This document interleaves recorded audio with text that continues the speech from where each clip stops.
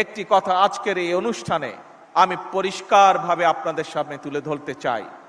এই ধরনের শিশু নির্যাতন বা নারী নির্যাতন বর্তমান সরকার কোনোভাবেই মেনে নিবে না এবং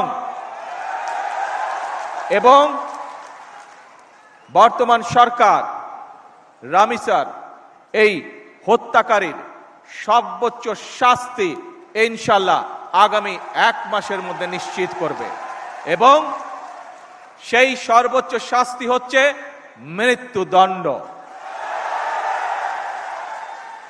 যাতে করে ভবিষ্যতে আর কোনো ব্যক্তি মানুষ এইভাবে শিশু বা নারী নির্যাতন করার সাহস না পায়। উপস্থিত সম্মানিত সকল উপস্থিতিবৃন্দ, একটি নিরাপদ মানবিক রাষ্ট্র এবং সমাজ প্রতিষ্ঠা করতে হলে আমাদেরকে আইনের শাসন প্রতিষ্ঠা করতেই হবে। রাজনৈতিক সংস্কৃতির পরিবর্তন ঘটাতে হবে।